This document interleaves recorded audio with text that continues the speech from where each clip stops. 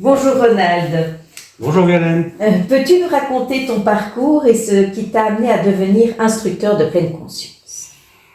Alors j'ai découvert la pleine conscience il y a une dizaine d'années et comme beaucoup de gens, parce que j'étais quand même envahi de stress, d'anxiété, que c'était compliqué dans ma vie et que ça m'a permis vraiment de m'ouvrir et de m'apaiser de manière générale. Donc j'ai vraiment découvert quelque chose qui au départ, a priori, je pensais que ça ne me conviendrait pas parce que s'arrêter, se poser, c'était pas trop mon style. Et puis finalement, ça a été une révélation et j'ai très vite eu envie de le partager. Donc je me suis formé pour finalement devenir instructeur qualifié en lien avec le stress et puis certifié ici récemment en lien avec les douleurs chroniques. Pour ceux qui ne connaissent pas du tout cette approche, comment définirais-tu la pleine conscience? En fait, la pleine conscience, c'est quelque chose de tellement simple que c'est difficile de mettre des mots. Mais l'idée, ce serait, là maintenant, alors que vous regardez cette vidéo, de prendre conscience simplement du fait que vous êtes vivant, hein, qu'il y a des éléments d'information qui nous parviennent, qui sont des sensations, qui sont les sons, le poids de notre corps, enfin, il y a là quelque chose d'évident à côté duquel nous passons. Et en fait, la pleine conscience, par toute forme de méditation, ramène en fait dans ce moment présent, qui est finalement le seul moment qu'on ait à vivre. Hein. Le cerveau est toujours en train de ruminer sur les choses du passé ou penser de manière anxieuse à l'avenir. Et on peut s'en rendre compte, on peut en prendre conscience et simplement revenir dans ce moment d'une grande simplicité, et une simple respiration peut nous y permettre. Qu'est-ce qui t'a amené à t'intéresser à la douleur chronique et adapter ton programme à cette problématique? Je dirais que la pratique de la pleine conscience a révélé mon rapport au corps. Donc en fait, je me suis rendu compte encore plus que j'avais un rapport compliqué au corps. Il était douloureux et qu'il y avait des mécanismes que je commençais vraiment à bien voir, qui étaient ceux de l'hypervigilance. Donc ça prenait toute la place finalement à certains moments, les douleurs de mon corps. Et alors ça changeait hein, de mois en mois. C'était le ventre, puis c'était les pieds, puis un autre endroit. Et donc je voyais bien que je passais de problème en problème et je me focalisais là-dessus. Et il y avait tout un tas de pensées autour de ça qui étaient très anxiogènes. Vers l'idée que ça allait aller de plus en plus mal, enfin voilà. Et donc je voyais tous ces mécanismes de mieux en mieux puisque je pratiquais déjà la pleine conscience. Et est arrivé un mail d'une collègue où j'ai vu un programme assez récent qui avait été mis en place de l'autre côté de la Manche et qui propose spécifiquement des méditations en lien avec la douleur chronique. Et là, évidemment, ça m'a parlé. Peux-tu nous présenter les grandes étapes du programme de 8 semaines que tu proposes pour les personnes vivant avec des douleurs chroniques? C'est un programme, j'en ai des frissons rien que d'en parler, qui est d'une grande humanité d'abord, et surtout qui est très progressif. Je dirais que la respiration a un rôle central à jouer, pas seulement la respiration au niveau de la poitrine, c'est vraiment la respiration de l'ensemble du corps et comment la respiration peut nous aider vraiment à nous poser et à sentir ces vagues du souffle qui peut-être peuvent nous apaiser. Et donc c'est vraiment un point central dès le début. Donc on va se poser à travers des petites méditations, pas très longues, parce que quand on a mal, peut-être parfois on a des difficultés à garder longtemps une position. Donc les méditations sont courtes. On va aller à la rencontre aussi très doucement, avec beaucoup de compassion, beaucoup de gentillesse, à la rencontre de nos douleurs. Hein, donc ça c'est pas facile, mais on va aussi se rendre compte que il y a d'autres choses que la douleur, peut-être dans mon corps et autour de moi. Il y a aussi des choses qui vont plutôt bien, et je peux aussi me tourner vers ça. Et donc on ne nie pas la difficulté, mais on ne s'enferme pas dedans. Donc l'idée c'est vraiment de s'ouvrir, et les méditations vont de plus en plus vers cette ouverture au monde autour de soi, et à un rapport au corps qui petit à petit, en tout cas c'est l'ambition, est modifié. On a un rapport peut-être un peu moins conflictuel avec son corps. On commence à l'accepter tel qu'il est, et surtout je pense que le grand fondement de ce programme, c'est pas parce que on a des douleurs qu'on peut pas vivre une vie riche et qui a du sens pour nous. Donc ça c'est vraiment un message qui moi m'a touché, et ça me touche aussi beaucoup de pouvoir rencontrer des gens qui sont dans ces situations et avec lesquels on peut cheminer pendant ces 8 semaines. J'ai moi-même suivi ce programme, et j'en suis d'ailleurs très heureuse aujourd'hui. J'étais très sceptique au départ. Est-ce que c'est fréquent que les participants arrivent avec des doutes, et comment tu réagis à cela? C'est fréquent, et je vais te dire, moi j'encourage le doute, parce que le doute c'est plutôt une bonne chose, parce que c'est une preuve quelque part, voilà, même le scepticisme. Finalement, on a peut-être essayé beaucoup de choses, les médecines traditionnelles, etc., et qui sont importantes, bien sûr, dans le cadre d'une maladie, et donc on ne dit pas qu'il s'agit pas de passer de l'un à l'autre, c'est tout à fait complémentaire ce qu'on propose, mais arriver finalement avec un certain doute, parce que quelque part, c'est réapprendre à se poser dans le moment présent, et on ne sait pas ce qui se passera dans le moment suivant. Donc comment est-ce qu'on peut revenir dans ce moment avec une certaine confiance dans le fait que de toute façon, quoi qu'il se passe, je vais être à même d'avoir les ressources de le gérer. Et donc, arriver avec un certain doute finalement, et des gens effectivement arrivent avec cela, et on voit qu'en fait ça se transforme. Je sais pas dans ton expérience si c'est le cas, mais ça se transforme petit à petit, et donc on arrive avec une idée reçue aussi par rapport à la pleine conscience. Il y a des gens qui disent oui, mais moi je sais pas méditer parce que de toute façon j'ai trop de pensées, comme si on voulait éliminer les pensées. C'est la grande erreur évidemment quand on débute, et là on va apprendre à voir qu'en fait ces pensées, on peut peut-être en diminuer le volume, simplement elles peuvent être moins présentes, être un peu plus à l'arrière-plan, et mettre davantage à l'avant-plan d'autres éléments de notre expérience du moment présent. Donc le doute, très très bien. De toute façon, quand on débute le programme, on vient avec ce qui est là, et puis on verra bien comment ça se modifie, comment ça change. Quel changement ou bénéfice observes-tu généralement chez les personnes souffrant de douleurs chroniques à la fin du programme? Il y a une amélioration Donc, ce qu'il faut dire, c'est qu'on travaille évidemment sur l'élément que nous on peut modeler, c'est-à-dire toutes ces couches qu'on vient ajouter à la douleur primaire. Donc il y a une douleur, il y a des douleurs dans le corps, mais c'est peut-être une brûlure, des pincettes, c'est peut-être des choses parfois qu'on a même du mal à définir. Et il y a aussi tout ce qui accompagne ça, c'est-à-dire évidemment des pensées, des ruminations.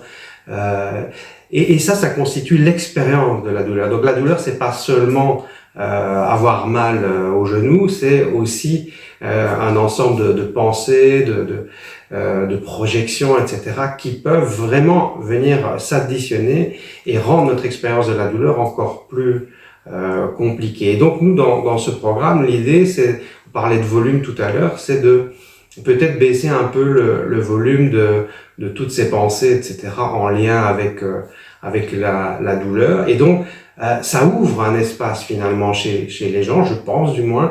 Ils se rendent compte qu'effectivement ils ne se réduisent pas à leur douleur. Ça c'est très important. Donc ils sont souvent complètement identifiés à ça, comme s'ils n'étaient plus que ça, mais nous sommes évidemment bien plus riches que ça, et c'est ça qui est beau. Et on découvre ensemble que en tant qu'être humain, on a des ressources insoupçonnées, mais qu'on a peut-être souvent mis comme des couches là sous des cuirasses, etc., pour nous protéger aussi parfois.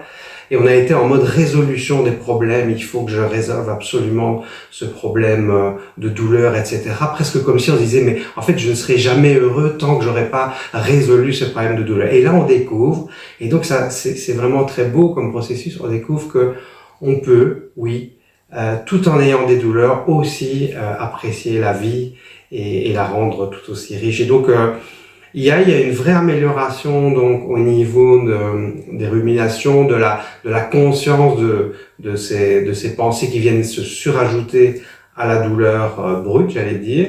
Et donc on peut prendre le temps de s'apaiser, et certains nous rapportent une diminution des douleurs primaires, donc des douleurs qui sont à la base de tout ça.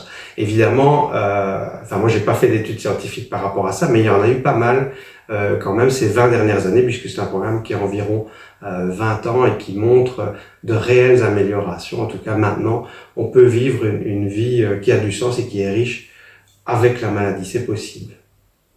Je confirme en tout cas tout ce que tu dis pour l'avoir vécu à tes côtés, en effet. Tu n'as pas encore rencontré directement les membres de MyFibro, en dehors de moi et d'une autre personne. As-tu des attentes ou des intentions particulières si ce programme venait à être proposé plus largement à l'association? Pas vraiment d'attente, simplement je pense qu'effectivement, lorsqu'on souffre de fibromyalgie, ça a du sens d'avoir des éléments complémentaires à la médecine traditionnelle. Donc, j'ai entendu l'interview de ce médecin que tu as faite, c'était super intéressant parce que on voit bien que on découvre encore des éléments, que c'est pas complètement fermé, que ça a l'air très complexe comme maladie. C'est très très complexe. On voit bien que ça amène de la fatigue, de la souffrance, etc. Et donc ça aurait du sens effectivement. Moi, je serais heureux de pouvoir un jour proposer un programme à tes membres parce que je pense que en tout cas, il faut pas avoir peur et on peut partir en ayant cette idée d'être sceptique, de douter. Le doute, c'est bien dans la vie et puis de voir. Hein. Donc c'est vrai que c'est partir avec le fait qu'on sait pas comment ça va se déployer cette affaire-là, mais on peut peut-être avoir confiance dans la vie aussi. Hein. Tout à fait. Justement, quelle est ta compréhension de la fibromyalgie et en quoi cette pathologie t'interpelle dans ta pratique? J'avoue que je l'ai plutôt découverte en ta compagnie lorsque tu es venu faire le programme. J'ai une amie aussi qui en souffre. Je vois beaucoup de fatigue, je vois et beaucoup de douleurs, mais qui sont comme diffuses, etc. Et donc, je vois bien aussi la difficulté à mettre des mots, j'ai l'impression là-dessus. Donc, j'en ai pas une compréhension vraiment claire, hein, finalement, mais ce que je vois aussi, c'est qu'il peut y avoir, et ça je peux comprendre, aussi cette impression d'être un imposteur, en tout cas de penser que ça se voit pas, donc est-ce que les gens comprennent, est-ce que réellement ils comprennent que je suis malade, que c'est une vraie maladie, que j'ai des douleurs, etc. Et donc je dirais psychologiquement, ça peut aussi être quelque chose d'extrêmement, ça peut toucher la personne. Et donc je vois que ça a de multiples aspects, donc à la fois physique et toutes ces implications psychologiques qui sont importantes. Et donc on souffre en silence. J'ai l'impression pendant parfois de nombreuses années.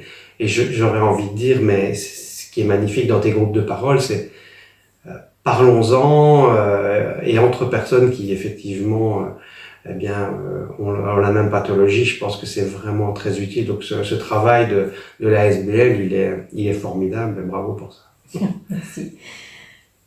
Comment la pleine conscience peut-elle s'articuler avec d'autres approches thérapeutiques dans le cadre d'un accompagnement global de la douleur?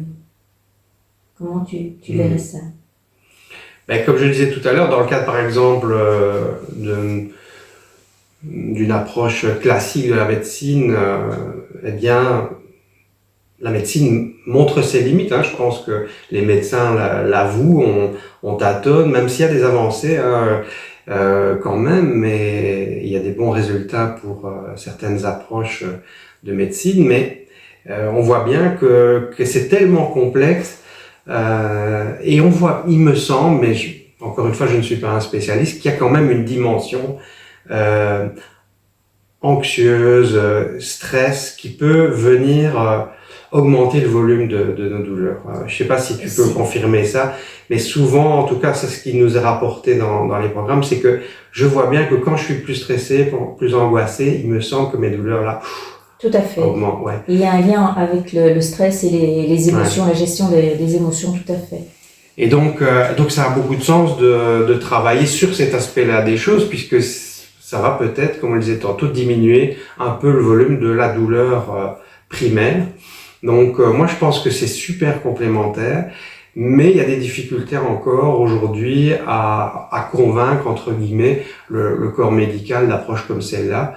Et donc, on doit aller avec notre bâton de pèlerin, montrer qu'il y a des études scientifiques qui ont prouvé cette efficacité, et surtout qu'on ne vient pas remplacer la médecine, on vient surtout pas, on vient en complément. Et je pense que pour les personnes atteintes de cette pathologie, c'est bénéfique, c'est une autre approche, c'est aussi une manière d'être participatif, quoi, par rapport à sa maladie.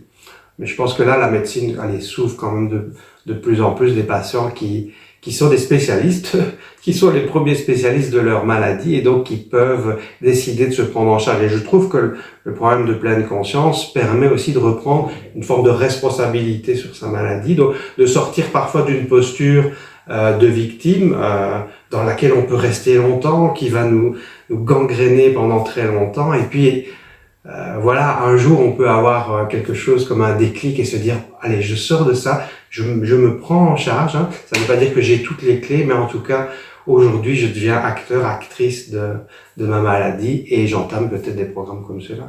C'est vraiment tout à fait ça. J'aime bien ce mot acteur de sa vie.